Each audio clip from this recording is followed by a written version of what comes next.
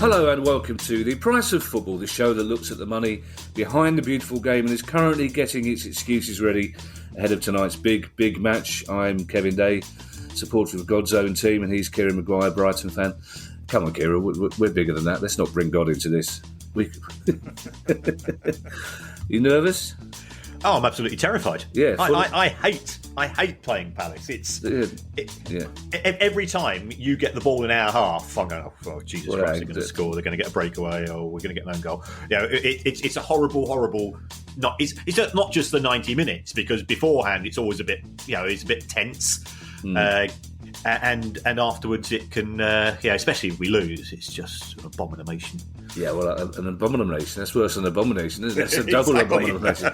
Well, I wouldn't worry too much about us getting the ball in your half. I'm more worried about Fulham, to be perfectly honest. They're little shifty little buggers sneaking up on us. Like that. Anyway, Kieran, it's questions day, but we do have a couple of big news stories to discuss first, not the least the success of our quiz last night once again. Who knew that What This Partner's Evidence had come back? No, I was amazed. Oh, yeah. Well, I was amazed that you were so excited, considering you'd never had your lips around one, but that's a dangerous thing to say as well. Well, especially, yeah. That actually relates to one of the questions. No, we won't talk about one of the questions in the quiz. Let's not do it, because it happened last night, Kieran, remember? Yes. The big story, Kieran, is National League North and South. They've both voted to declare the season over, null and void, done, finished, extinct. So that's that then, or is it?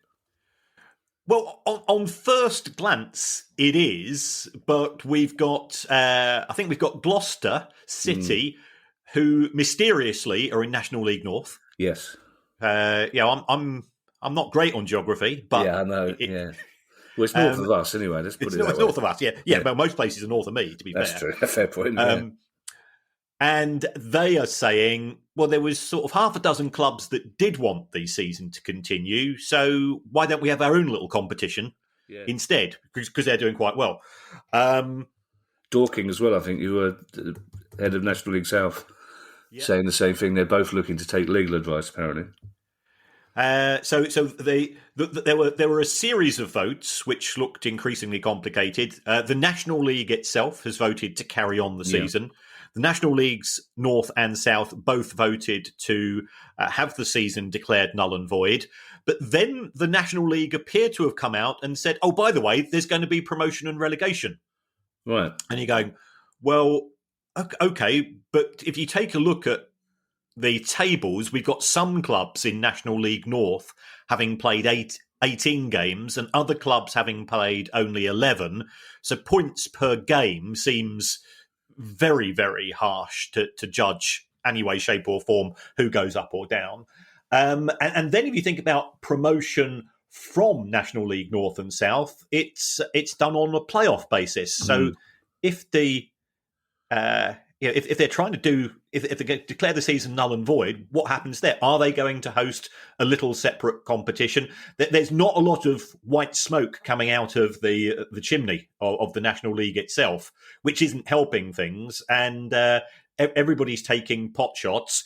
There are vested interests in this, and there's nothing wrong with saying we've got a vested interest, i.e. we're at the arse end of the table, we've got nothing to play for, what's the point?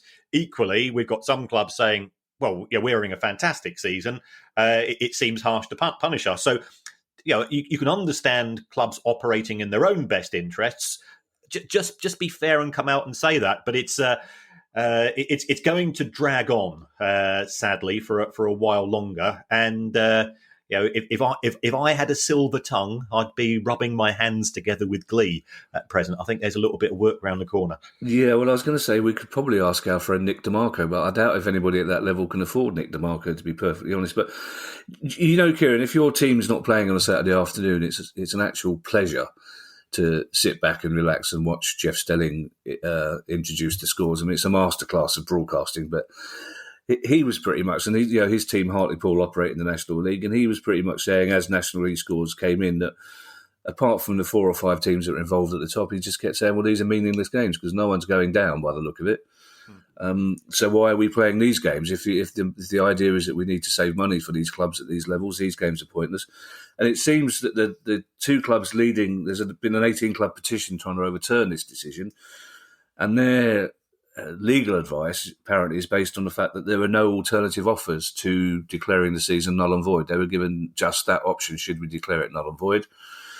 Which is an interesting one. But all this idea that the clubs that could possibly get promoted carry on playing games in their own minor league seems an odd one. But it's like you say, it's not going to go away. And sometimes it makes you wonder about the naivety of the people running these leagues. You think, well, we've had a vote that'll put an end to it, when clearly there's so much at stake for the clubs that could get into, either into the National League or from the National League into League Two.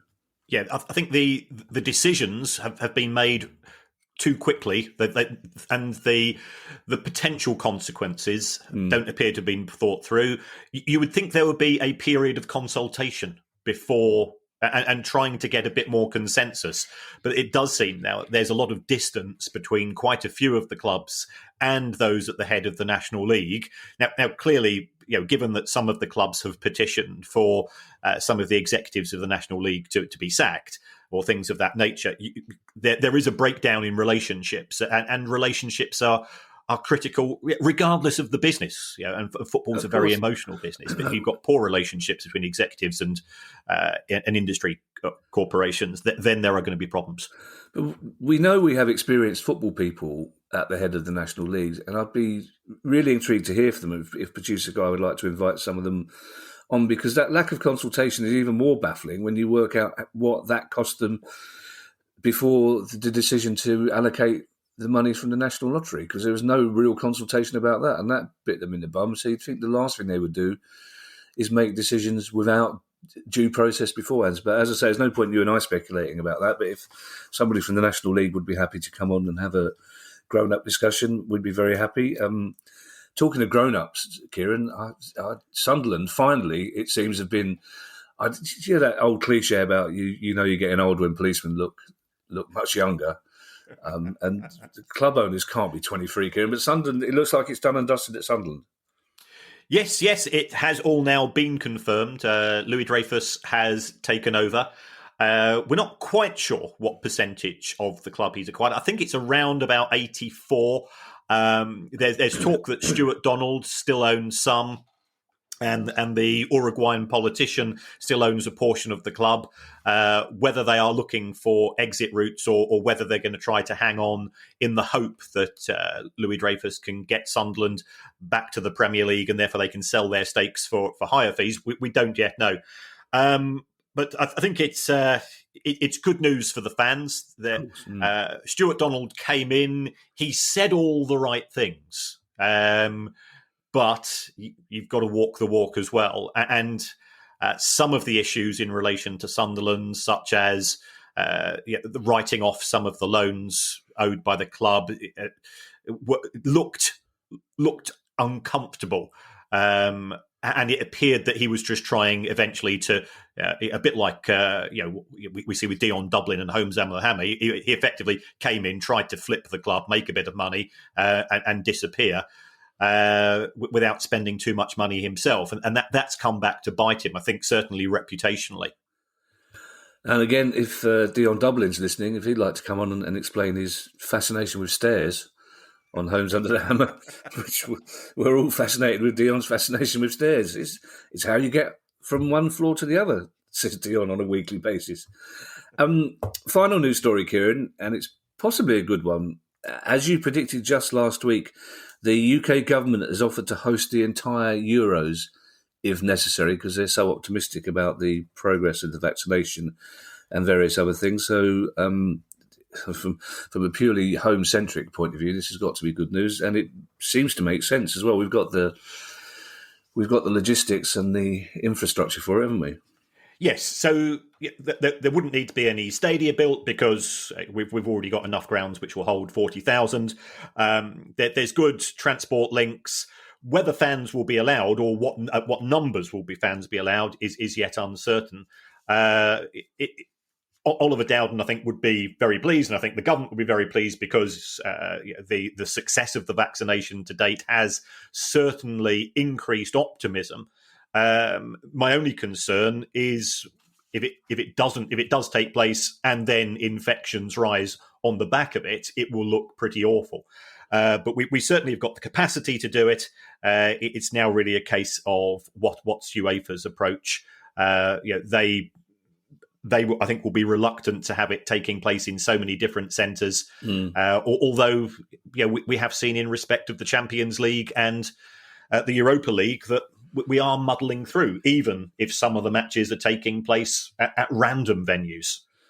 Yeah, whatever you think of this government, Kieran, it does seem that if something appears in the Sunday Times, there is some truth in it, and I make no link whatsoever between the Sunday Times and its relationship with Michael Gove. That's probably just coincidence. But the Sunday Times reporting yesterday that both football and music are expected to be allowed to have people in by the end of May would indicate that there is some thought towards getting the Euros, and it would be a big feather in the, let's face it, there's an election coming up in a couple of years. That's the sort of thing they would point to, isn't it? We got the Euros, but it is kind of good news. It's kind of optimistic news, and it looks at least as though the tournament will be going ahead, which we weren't convinced by in January, were we? No. I think the fact that football has managed to get through this far, and we've had a return to UEFA's club competitions, surely the logic would be that the national competitions must be able to take place as well. And you won't get your trip to Moscow, Kieran. That's the only downside. Well, I think I'm still barred. Never mind. Yes, that was mentioned at the quiz last night. Patrick Green is our first question, as it's Questions Day. For those of you who don't know, for new listeners, we do news stories on a Thursday, we do questions on a Monday. Well, this lockdown might be lifting slightly, Kieran, but it's still hard to know what day of the week it is. Patrick Green says, I have become a big fan of your show, having binge listened to all the episodes while I work part-time in a boring accounting practice in Belfast. Firstly, Patrick, don't binge listen. Always listen responsibly. And secondly, I can't actually see Kieran's face, but I can imagine the look on it at the notion of a boring accountancy job. That simply won't. But Kieran won't be able to countenance that. But Patrick reveals, Kieran, that he's an accounting student. You might like to rethink that, Patrick, considering you find it so boring. But Patrick's also a football fan and a player of amateur league football in Holywood over there in Northern Ireland. What are the chances, Kieran, says Patrick, this is a good general question, of Northern Irish football growing financially? And we've talked about the new UEFA competition for clubs. But what possible benefit could that competition bring to clubs financially?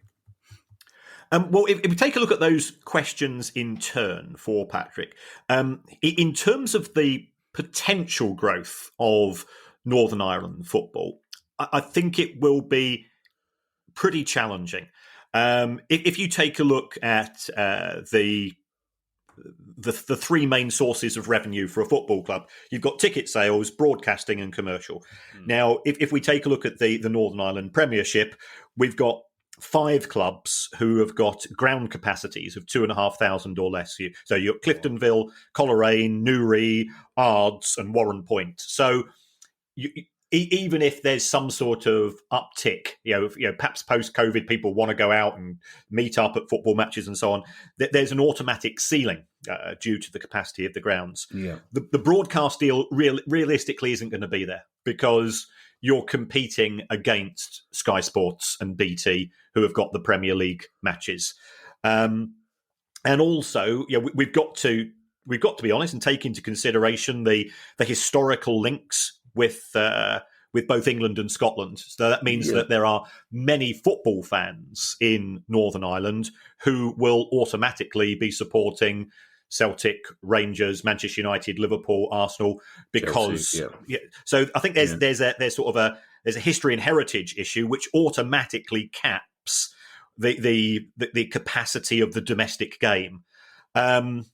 Certainly, the success of the national team can increase interest, but that automatically tends to fade once the domestic season starts, because all the talk, all the newspapers are focusing on the major clubs who are getting the existing broadcasting from Sky and BT and the BBC and so on. I mean, there is coverage in Northern Ireland TV.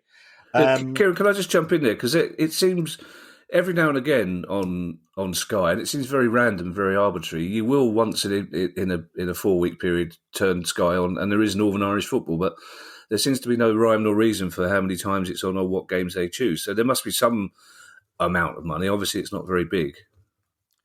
Yeah, the trouble is, if it's not very big, it means that the clubs can't pay much out in wages. Okay, right. So if we sort of take a look at Linfield in 2018, they generated 800 grand of revenue as a club. Oh, right, okay. It's not a lot, that puts them on a par with National League North, National League South clubs.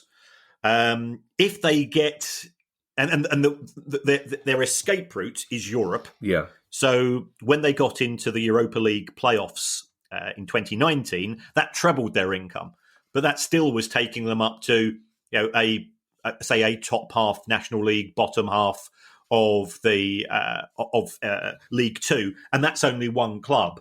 So I think there's a natural ceiling in terms of what can be achieved there. But that sort of leads us into the UEFA Conference League, which is starting in 2021-22. Is it? And I'm amazed, that so few people are talking about it. Yeah, with so little going on at the moment, you'd think this would be a massive talking point, wouldn't you? Exactly. Yeah. And the one thing which intrigues me about this, at present, UEFA split their prize money, which comes from the TV companies. 80% goes to the Champions League, which has presently 32 teams, and 20% goes to the Europa League, which has 48 teams. When this new competition comes in, and I think we're moving to 32, 32, 32, I can't see the clubs in the Champions League giving up their 80%. So the amount of money involved in the Conference League, and I think clubs from Northern Ireland, and this is where it could be of benefit, in theory, I think they're going to have 3 qualifying teams for the knockout stage before you get into the group stage. So it could involve a wee bit more money, but even so, if you are a good player, I suspect you're going to be snapped up by clubs in England and Scotland, because you don't have to be generating a lot more money to be generating more money than the biggest club in Northern Ireland. There will be a glorious time in a year or two, Kieran, when you're getting very angry about the Europa Conference League, and I'd say, come now, Kieran, we've only just come out of a pandemic. Let's calm down about this. But in the meantime, I can't imagine anybody getting really, really carried away for or against the Europa Conference League. But better times are ahead. Steve Cutler is a Bristol Rovers fan and has always been interested in football finance, he says, because until recently, Rovers have basically only been one bouncing check away from a crisis. He would like any information on the club and their seemingly forward-thinking and big-picture board. Any information would be welcome, he says. And this is a bit of a gear change, Steve, how do footballers' pensions work? So what is the value? Who pays it and from who? See, this is, people have a go at me for sounding like the Now Show, but if people send questions in with that massive gear change, I can't help but come over all, whatever that bloke who used to do gymnastics is. Anyway, so Bristol Rovers first, and then, how do footballers' pensions work? Right. Well, Bristol Rovers have been owned by Wayal Al-Qadi for the last 5 years. So he acquired the club in February 2016. That if you are from a Middle East background, the first reaction of a fan base is, "Wahey, we're the new Manchester City." Yeah, of course.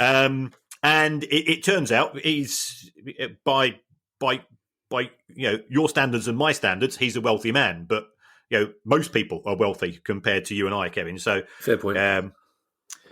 So he does have some money, without doubt. Bristol Rovers have been losing around about 60 grand a week pre-pandemic. So they were certainly being funded by him. I think the club is operated and controlled via Jersey through a company called Dwayne Sports. And this is where I always start to get slightly twitchy when people are using offshore companies. But the money's constantly has come in. In 2019, I think initially things weren't great in terms of the relationship.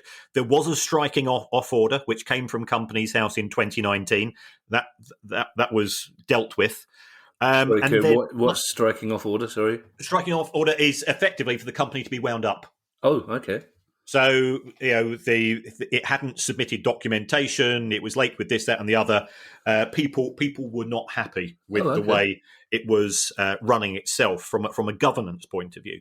And what clubs always say, "Oh, admin error, blah blah blah." But it's a bit like when the tax man asks you for some money. They normally ask 3 or 4 times with. So they start off politely and move to slightly more narky before they will finally say, "Right, we'll meet you in court." Companies House takes the same approach. Yeah, we normally go straight to narky now. Saves a lot of time. Sorry, Kieran, just while we're on the subject, that striking off order, because this is something that's completely new to me, even after a year of doing this pod. Is that something, without mentioning the names of these clubs that we've talked about recently, that haven't provided account details? Is that something that they should be worried about? I mean, are you talking about 3 or 4 years of nothing, or just a year of not providing accounts? Is that enough to start getting Companies House twitchy?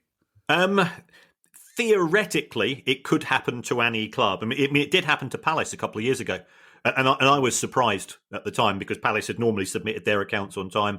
They were late one year, and it doesn't appear to be done automatically. And there are other companies who haven't submitted any accounts for 5 or 6 years, and the striking off order doesn't apply. So I don't know how the algorithms or the systems work, but they do seem to be very hit and miss. Okay. Back to Bristol Rovers then, sorry. But back to Bristol Rovers. So in 2020, they did set up a new board of directors, and these people appeared to believe in communication, which is always good. There was a fans representative on the board, and things were clearly there was some bad blood between the fans representative on the board and the club, and I've tried to get further into this, but I'm still not certain what's going on. That fans rep ended up resigning, hasn't been replaced. I think that's due to a bit of a toxic relationship, which my understanding is starting to thaw. So that would be good if we do have fan communication on board. The other sort of elephant in the room in respect of Bristol Rovers is stadium. They've been playing at the Memorial Ground now since. I can remember going to Bath to see them play to Bath Rugby Club, and sadly, I never got to Eastland. So it's one of my big regrets as a train spotter. Wasn't it Eastville? Eastville, sorry, yeah, that's all right. So there has been talk about a new stadium, and that's sort of come and gone.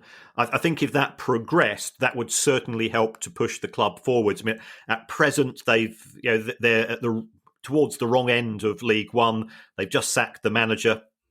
Things aren't great on the field, which tends to make tensions between owners and fans grow even worse.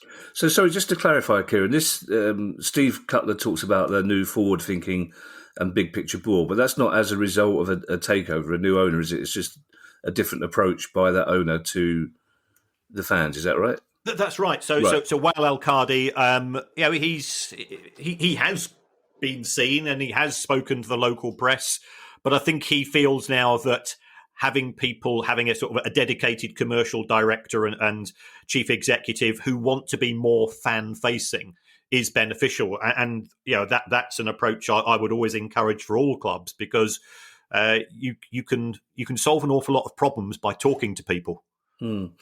It's a mystery, Bristol, isn't it? Because it's we always talk about Plymouth. Why on earth has Plymouth never with that huge catchment area, blah blah blah, sleeping giant, blah blah blah. But Bristol, I mean, Bristol should be able to sustain 2 Premier League clubs, let alone one and a Championship club, shouldn't it? But it never seems to quite happen for Bristol football for reasons that we probably haven't got time to explain, have we?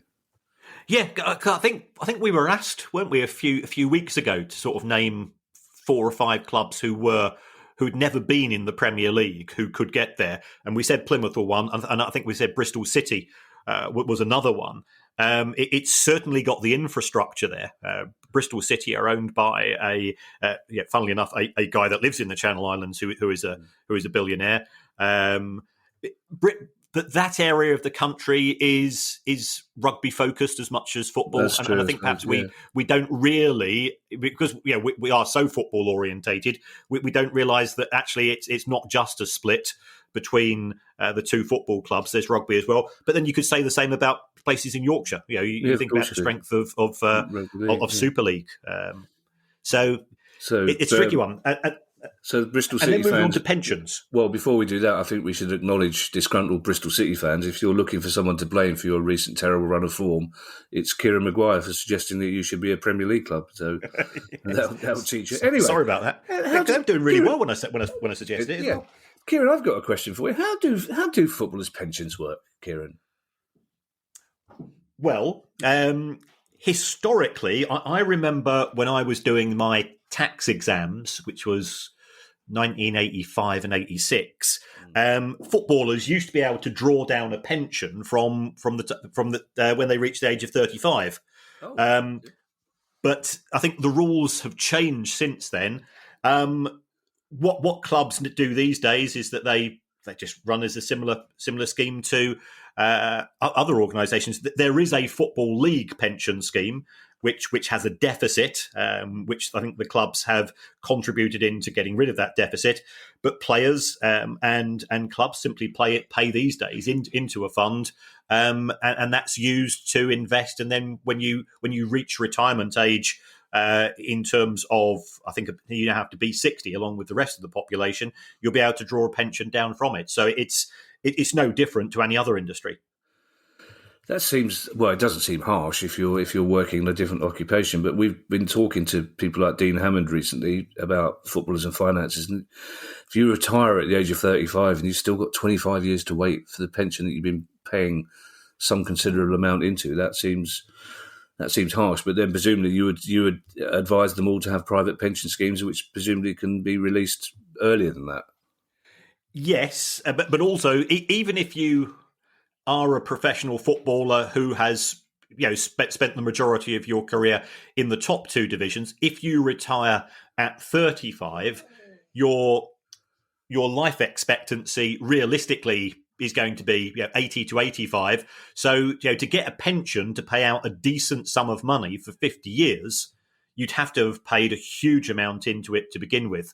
So I think to a certain extent it makes sense to say to players, you've got to think of alternative ways of generating income beyond football, because otherwise the pension you'll be receiving will be worth buttons, and the transition from going from being on good money compared to the average wage to a footballer's pension would be pretty tough if you've still got mortgage, you've got kids, family commitments and so on. It simply wouldn't be worth receiving. I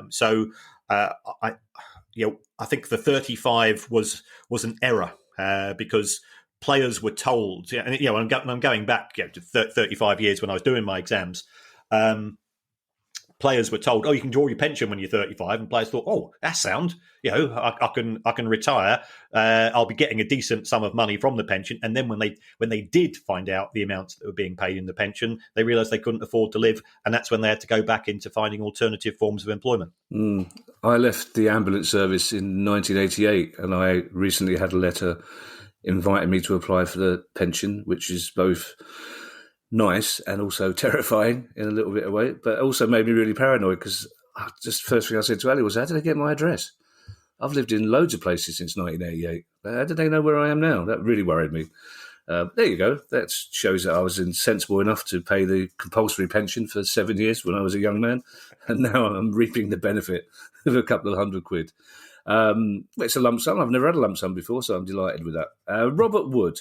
Now, Robert Wood has a new angle on iFollow, but with Robert's new angle, I'm going to draw the line under iFollow for a while, because we've been talking about it just about every week, and I think we've squeezed most of it out. But Robert says initially, so this is probably just a little bit of context for new listeners.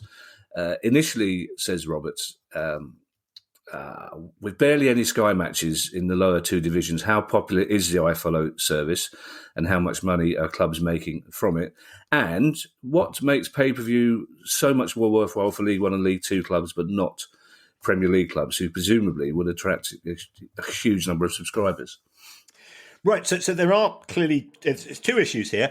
The take-up of iFollow, I think, has been spectacularly good in the main for clubs in League One and Two. There were problems initially in terms of the quality of the service, trying to get a download and so on. Those have in the main been addressed. It's still not perfect, and we are seeing. We've got clubs such as Ipswich who are getting 8,000 people signing in for iFollow for a home match. Now, they get £8.33 per ticket sold, because it's £10 and you've got to take VAT out of that. Yeah. So it's substantially less than they would get from match day, but it's money coming in. We are seeing, interestingly, clubs doing very well. The bigger clubs in League One, so the likes of Sunderland, Pompey, and Ipswich, the likes of Bolton in League Two, they are getting quite often 3,000 or more iFollow passes being sold for away matches. So again, more money to benefit those clubs, and they certainly, and our friends at Lincoln, that they're getting 1,700 for away fans. And given no disrespect to Lincoln, we're on really good terms with the club, and as an away fan, I've always enjoyed my trips there. It's a long way from most away matches, so for them to be able to sell 1,700 tickets is good news for both the home team and themselves. So that's where we are. It has certainly helped.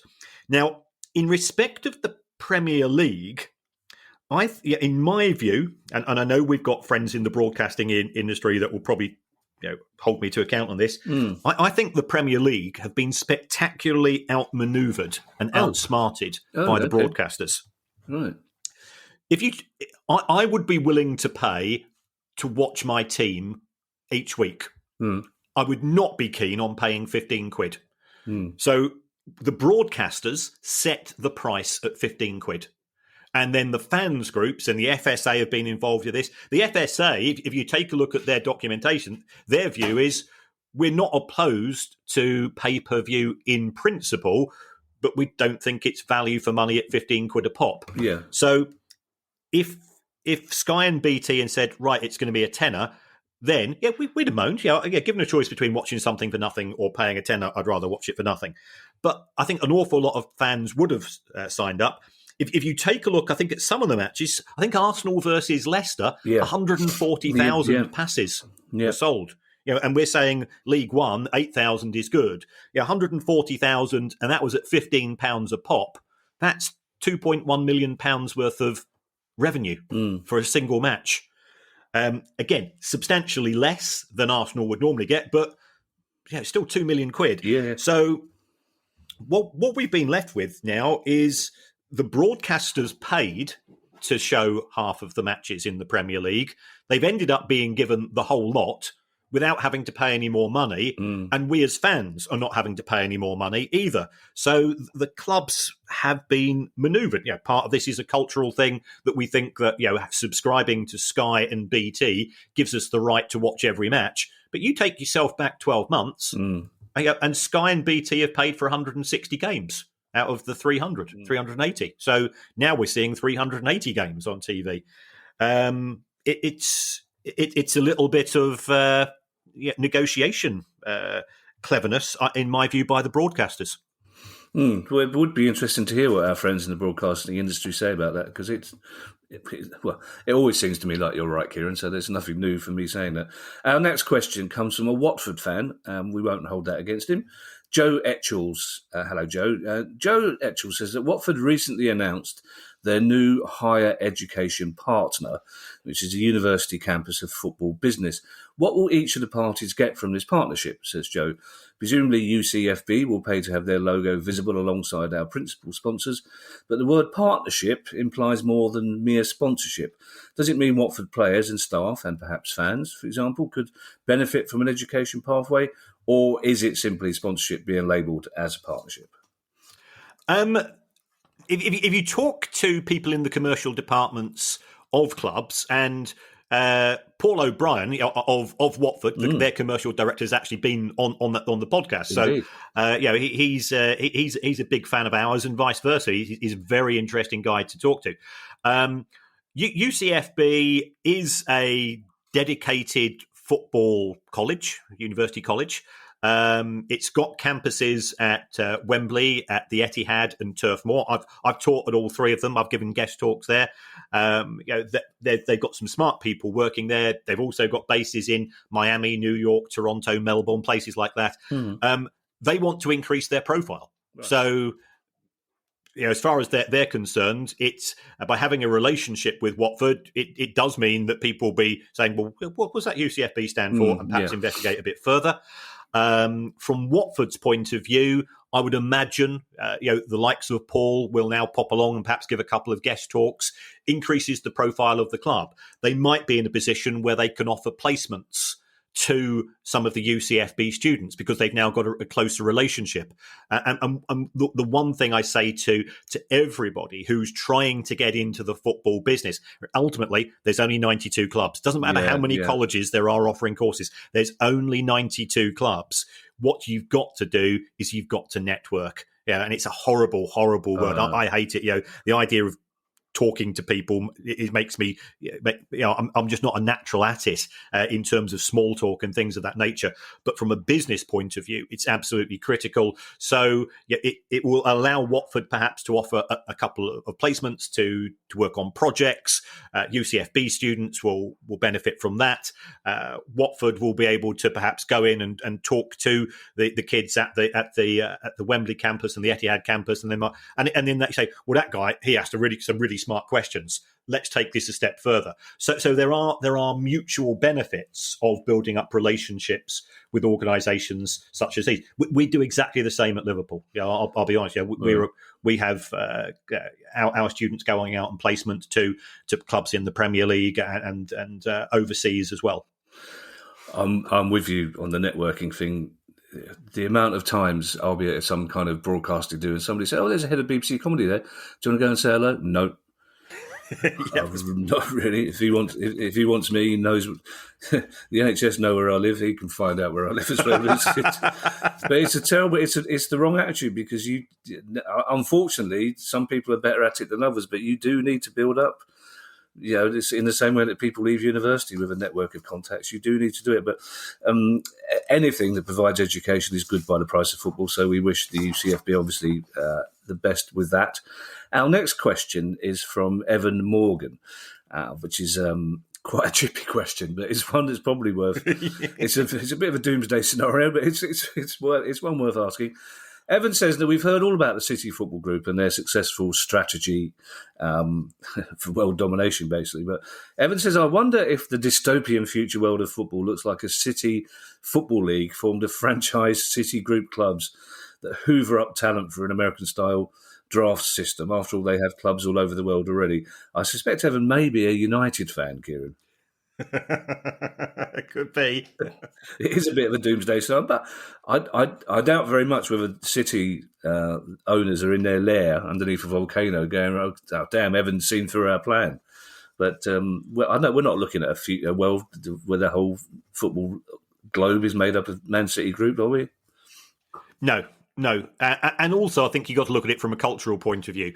Who do Manchester City want to beat more than any other club on the planet? It's not Melbourne City, it's not New York City, it's not Mumbai City. It's Manchester United, it's Liverpool, it's Leeds. So and that's part of football culture, and that is one of the Premier League's unique selling points. And I think that's never been more evident than what we've seen over the course of the last 6 or 7 months. Under normal circumstances, you and I would not be polite at all to each other today, even though we're supposed to be doing a professional podcast, because the match is taking place later. Later on Monday night, and it's impossible to be pleasant to a Palace fan on match day, and that's how it should be. And then after the match, we can sort of grow up a bit. But so I think from a football culture point of view, the fact that we have these amazing rivalries in the Premier League, in the EFL, and so on, is part of what makes the product so attractive and brings in global interest. If it's one franchise versus another, I think there'll be so much cynicism that matches are effectively being manipulated for whatever purposes, that they would struggle to build much interest in it. Yeah, I'd just like to point out, Kieran, that whether we grow up after the game tonight is entirely dependent on what the score is, to be perfectly honest. If you win, then I will expect a mature adult approach from both of us, but I'm not going to promise that if we win. And well, basically, I mean, this is the other side to Evan's worries, is a proper good news story. And Jamie Bennett, and I apologise because I tried to work out the proper pronunciation of this, but I couldn't even work out the phonetic alphabet when I looked it up. But Jamie Bennett talks about Norwegian club Bodø Glimt, who recently won their first league title in Norway, and in a stadium that holds around 7,000 people. Jamie says, can Kieran detect any financial secrets behind this unlikely rise, or is it simply the sort of romantic sporting achievement all too rare in modern football?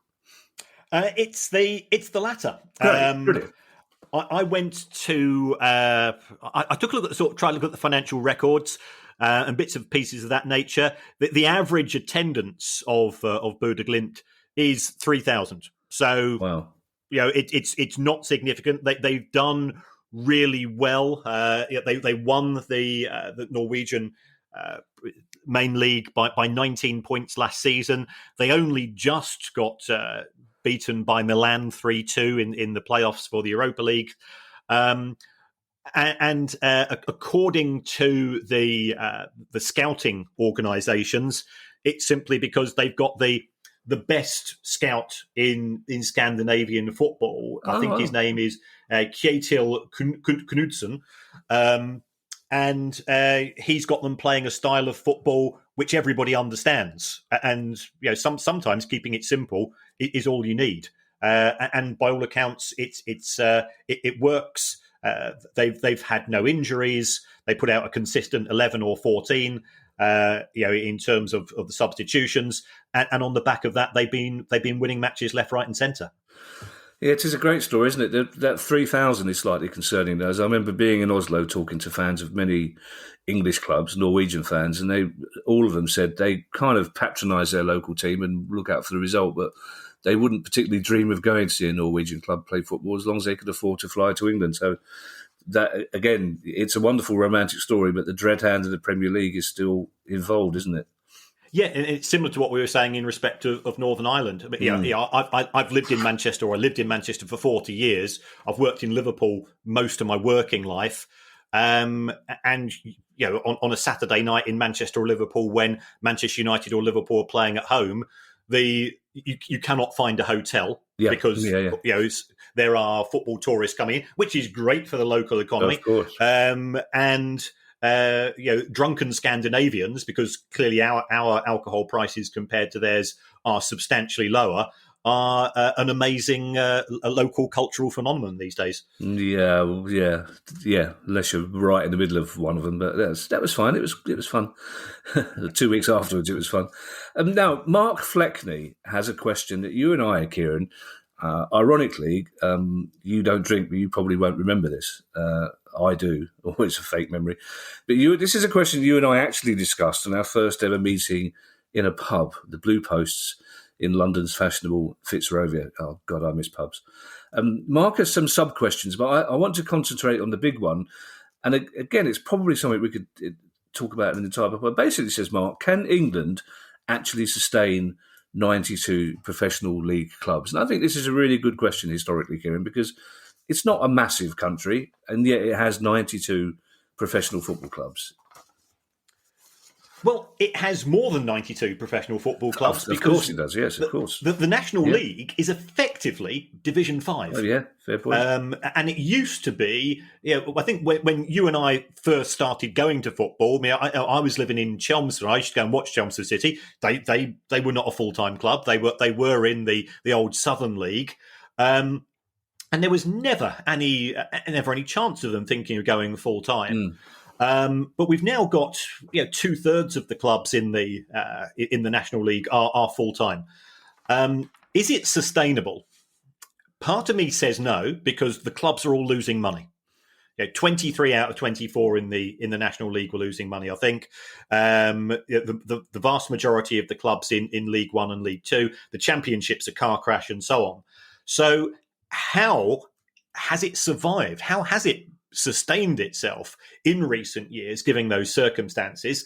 It's come down to the fact that football attracts people with money to own them. And it is the funding model which has come from rich people coming in, or modestly rich people coming in, to allow the clubs to make losses and underwrite those losses, which has allowed us to still have 92 clubs.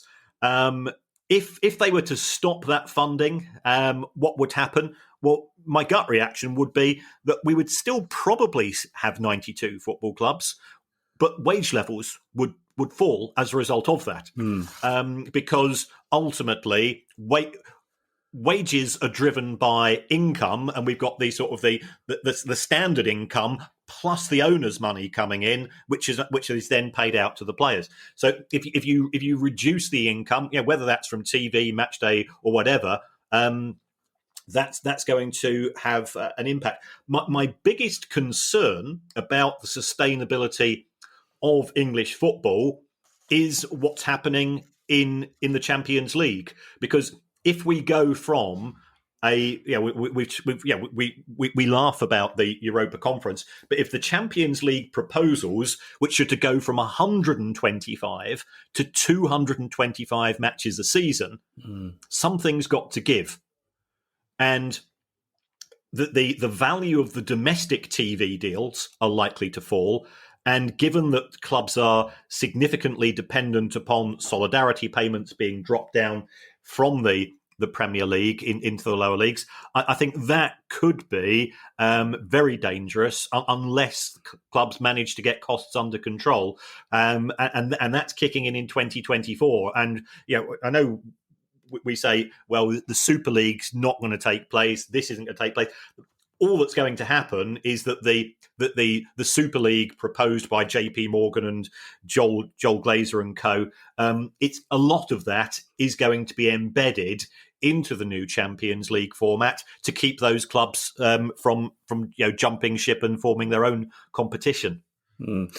This next question is sort of linked. I'm going to give producer Guy the benefit of the doubt here and say he didn't just throw all the questions up in the air and see what happened.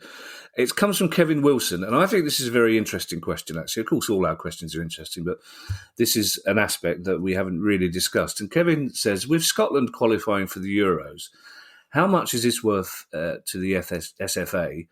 And also, this is the really interesting question, is there an estimated account for how you would judge what qualifying can do for a national economy? Now, because that's a good question, Kieran. We often talk about the economic benefits of a successful club on the local community, but how about on the country as a whole? Right. In terms of the first part of Kevin's question, what I did is I went in to the accounts of the Football Association of Wales for 2016, because Wales qualified for the Euros that year. Yeah.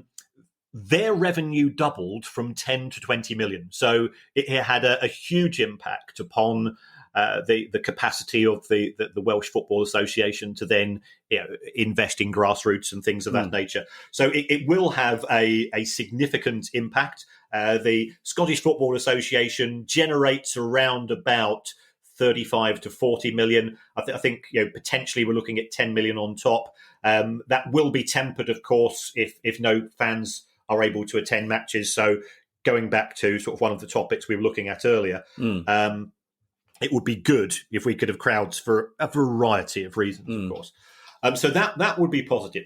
In terms of impact upon gross domestic product, i.e. the economy as a whole, I think we have to be a little bit careful here, because you will see in sort of the mainstream media, and this isn't, I'm not going all Donald Trump here, criticising the mainstream media.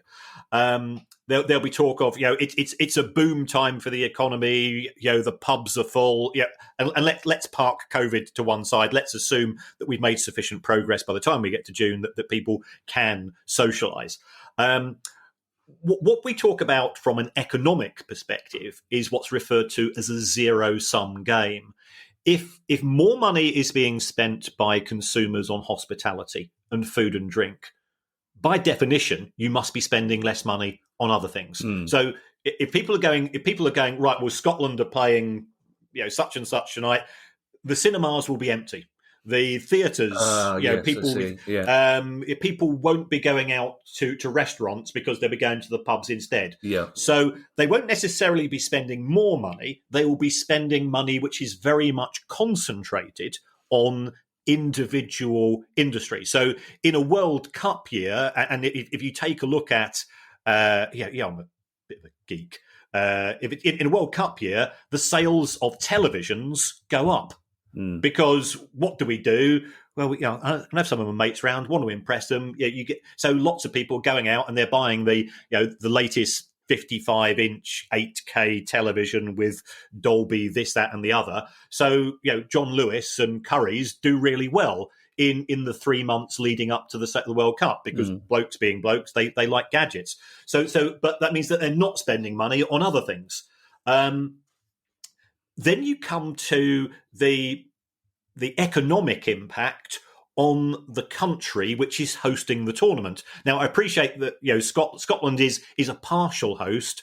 What we have seen, and I've taken a look at economic impact reports, is that when a country is pitching to host the World Cup, it will get in a firm of management consultants who will put out a glossy 60 or 70-page brochure to convince the government it's a really good idea, saying, it increases exposure for the country, you've got all these tourists coming, there'll be legacy benefits because people will get more into sport, so therefore there will be a positive impact on national health, which will reduce the necessity, in terms of the National Health Service and all of these things. And it's all hogwash. It's all absolute nonsense.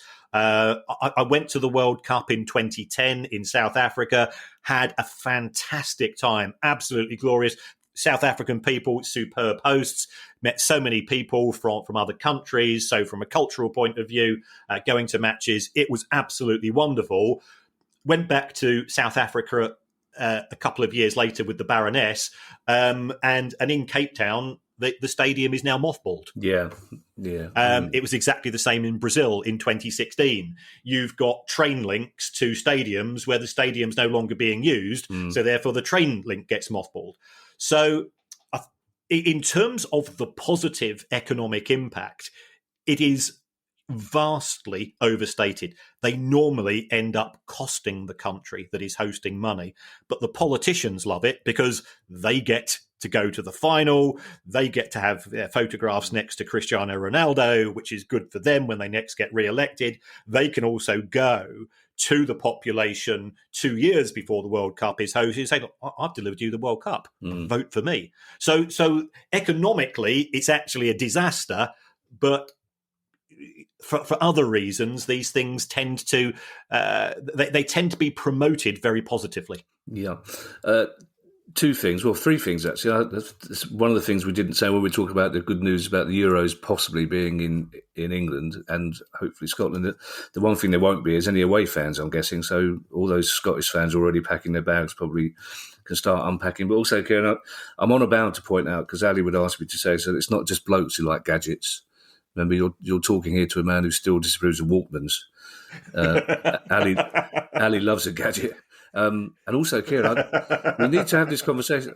I don't know why you lower your voice. I don't even know if you know you do it, Kieran, but when you sound a bit of a geek, you always lower your voice and approach the microphone as though you're telling us something we didn't already know.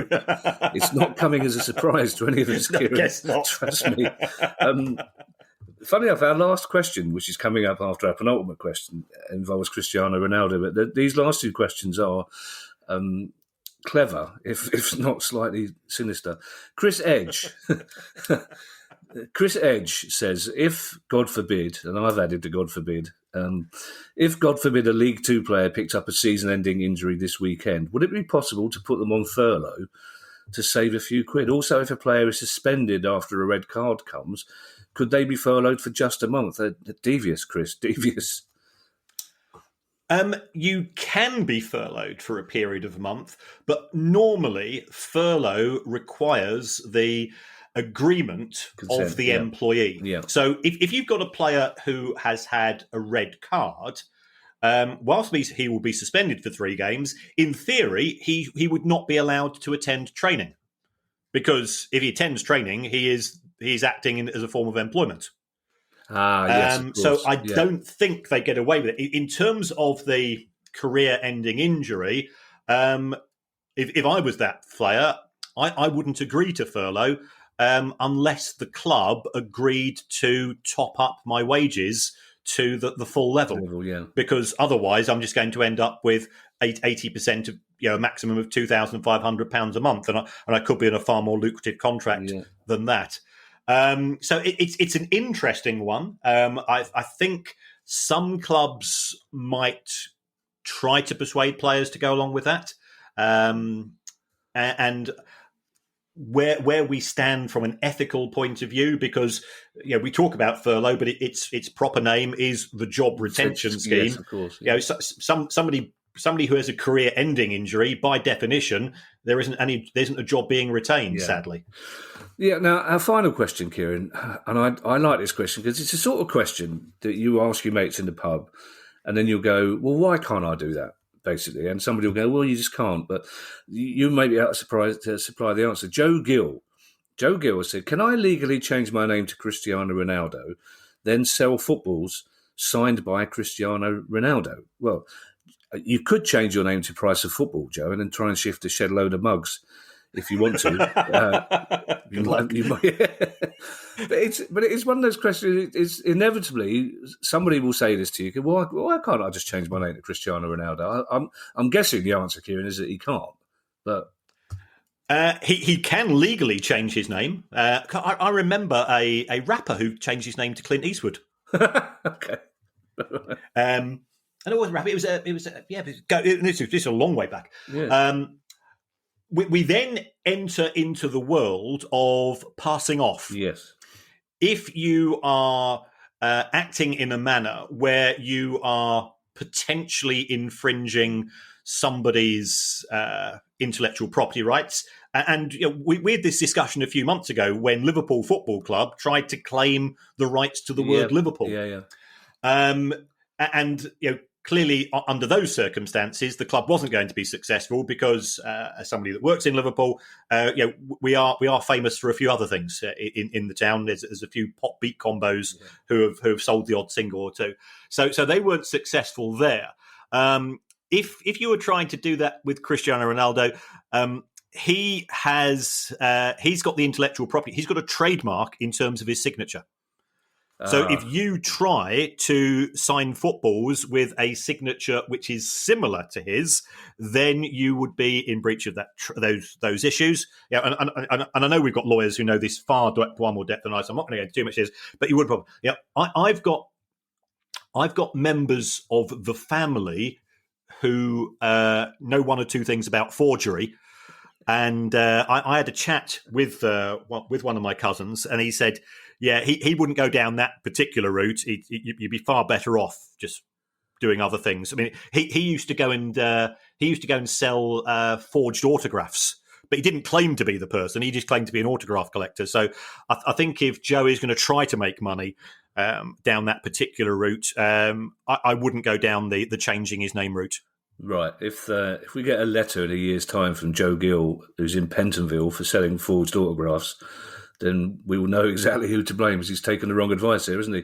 It's interesting, Kieran. I mean, every now and again you'll see a story. We had a story in South London a couple of years back when a local burger bar opened up, and they called themselves McDonald's. Yeah, and, do you know what I mean? But when it's in the local paper, and you think that's quite funny. But then, of course, the next thing you hear is that McDonald's lawyers have just said they're not doing that, because you think no matter how trivial these things are, those billion corporations aren't going to let you get away with it. And I imagine Cristiano Ronaldo's lawyers are probably wise to this sort of move as well, aren't they?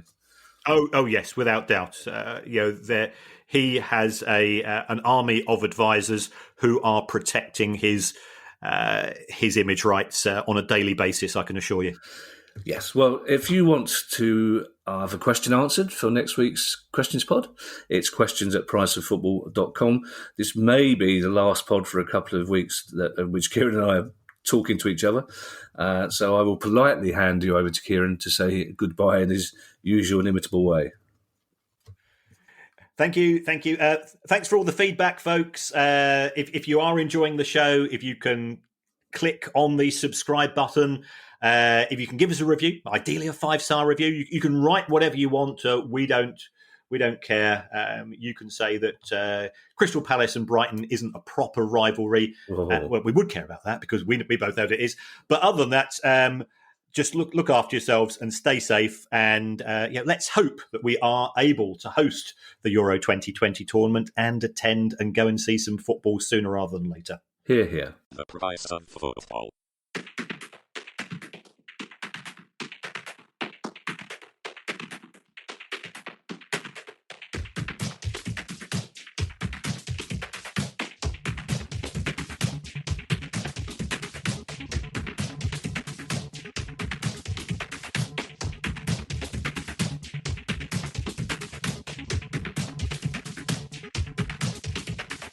The price of football.